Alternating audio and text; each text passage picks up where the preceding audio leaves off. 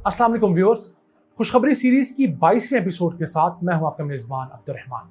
नाज़रीन, पाकिस्तान के अगर 5 बड़े मसाइल का जिक्र किया जाए तो उनमें से एक मसला हमारे सरकारी अफसरान, मुलाजमीन यानी ब्यूरोक्रेसी का काम ना करना भी है।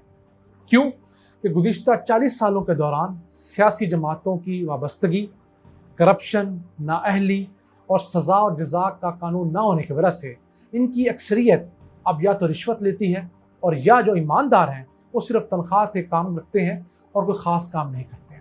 और जो कोई सरफिरा काम करने का सोच ले उसे उसी तरह सरकार खुडलें लगा देती है, जैसे गुज़िश्ता दिनों Punjab curriculum and text book board के MD राय मंजूर नासिर को लगाया, जिन्होंने मुल्क में मौजूद किताबों के अंदर जो हमारी दरसी कुतुब थी, स्कूलों में पढ़ाई जाती थी, उनमें मौजूद तौहीन कुरान, तौहीन रसालत, तौहीन हदीस, हमारे काबरीन की तौहीन की निशानदेही करके 100 किताबों को सिर्फ बैन किया।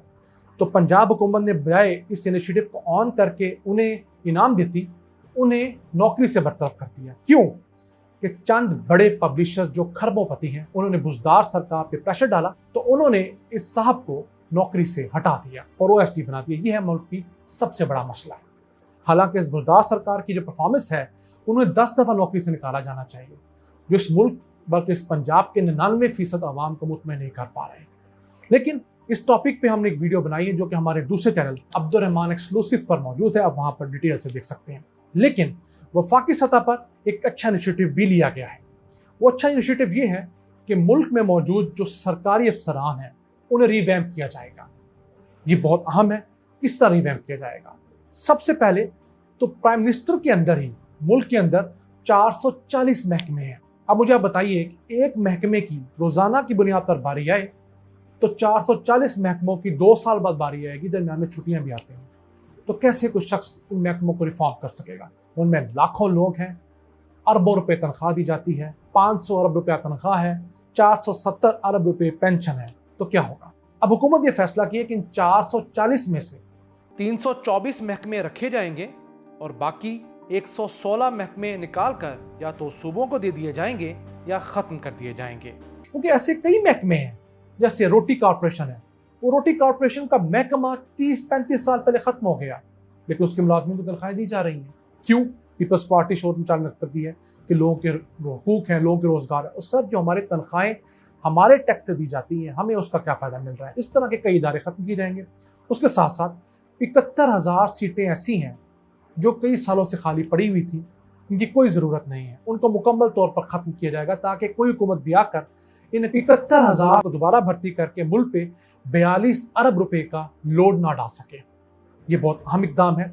इसके साथ साथ अब होगा ये कि किसी भी अफसर को तरक्की या तनज़ली देनी हो, सज़ा या जज़ा देनी हो, तो उसके लिए किसी एक शख्स की बनाई हुई ACR जो आपका सीनियर बनाता है, रिपोर्ट आपकी सालाना देता है, उस पर फैसला नहीं किया जाएगा। यहाँ पर होता ही है कि अगर आप दफ्तर गए हैं और दफ्तर में जाने के बाद आपकी अपने सीनियर से किसी वजह से भी नहीं बनती, वो करप्ट है, वो नाअहल है या उसका मिजाज आपसे नहीं मिलता, तो अगर आपने उसको जाके उसकी कासालेसी नहीं की, उसके सामने सरे तस्लीम खम नहीं किया, झुक के सलाम नहीं किया, तो आपकी ACR नेगेटिव लिख देगा, आप कुछ नहीं कर पाएंगे। लेकिन अब क्या होगा? एक पूरी कमेटी बना करेगी, वो परफॉर्मेंस इंडेक्स के मुताबिक आपको रेट किया करेंगे कि इनको क्या क्या काम दिए गए, इन्होंने काम कंप्लीट किया या नहीं किया, किया तो कितना किया।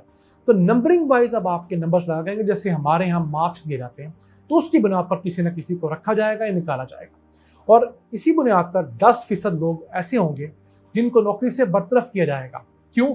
जिनकी परफॉर्मेंस पुअर हुआ करेगी, और जिनकी परफॉर्मेंस अच्छी होगी वो ऑटोमेटिकली उनको सिफारिश की ज़रूरत कम पेश आएगी और वो मुल्क की तरक्की में अपना हिस्सा डाल सकेंगे।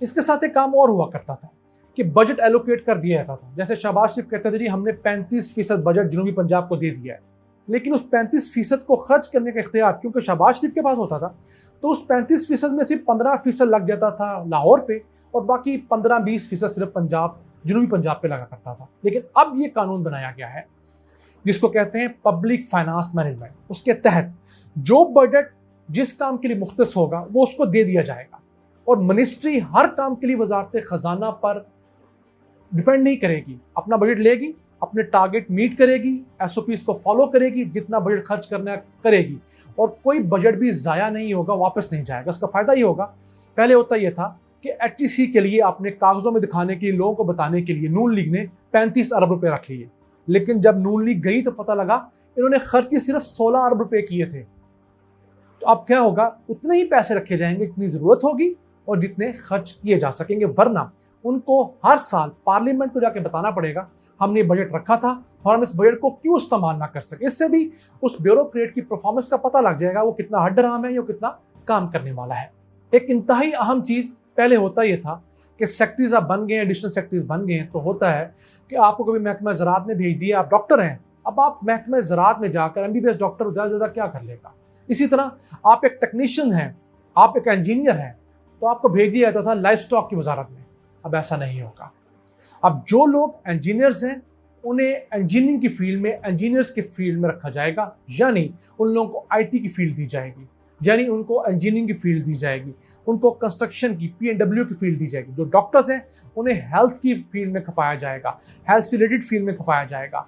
जो लोग एडमिनिस्ट्रेटिव सर्विसेज के, मैनेजमेंट के हैं, वो लोग आएंगे डिप्टी कमिश्नर्स बनेंगे। ये नहीं होगा कि डॉक्टर को उठा के MBBS को आपने डिप्टी कमिश्नर बना दिया है। जो बंदा जिस फील्ड में एक्सपर्ट है उसी में रहेगा, और जो बंदा एग्रीकल्चर का PhD है उसको एग्रीकल्चर में, ये लाइफ स्टॉक में रखा जाएगा, उसको उठा के IT का महकमा नहीं दे दिया जाएगा। ये बहुत अहम डेवलपमेंट है। एक और जुल्म जो गुज़िश्ता 73 सालों से चलता आ रहा था वो था कि कैडर्स में काम करने वाले जो अफसरान थे 6000, उनकी ट्रेनिंग होती थी, लेकिन जो नॉन कैडर के लोग थे, जैसे इंजीनियर्स हैं, डॉक्टर्स हैं, टेक्नीशियन बड़े बड़े हैं, आर्किटेक्ट्स हैं, एग्रीकल्चरिस्ट हैं, उनकी ट्रेनिंग नहीं होती थी। ये 24,000 लोग हैं, इनकी ट्रेनिंग नहीं होती थी। लेकिन जो 6000 हैं उनके लिए जाने कौन सी ट्रेनिंग होती थी, और वही पूरे मुल्क के मदारुल महाम बने हुए थे। अब इन तमाम लोगों की ट्रेनिंग हुआ करेगी, इनको अपग्रेड किया जाएगा, इंजीनियर्स को अपनी फील्ड में इन्हांस किया जाएगा, तमाम किस्म के इंजीनियर्स को, डॉक्टर्स को अपनी फील्ड में आगे भेजा जाएगा। उससे होगा क्या, इनकी परफॉर्मेंस पहले से बेहतर हो जाएगी। इसी के साथ साथ कई ऐसे काम हैं जो हुकूमत एडमिनिस्ट्रेटिव रिफॉर्म्स के चक्रों में कर रही है और बड़े अच्छे इनिशिएटिव हैं। ये 5 से 10 साल मनसूबा है। हमारी अल्लाह से दुआ है कि अल्लाह वफाकी हुकूमत को इस पर अमल दरामद करने की तौफीक दे और सूबाई हुकूमतें भी उनसे इंस्पिरेशन लेकर इस अच्छे काम को आगे बढ़ाएं। अपने मेज़बान अब्दुर्रहमान को इजाज़त दीजिए। अल्लाह के बाद।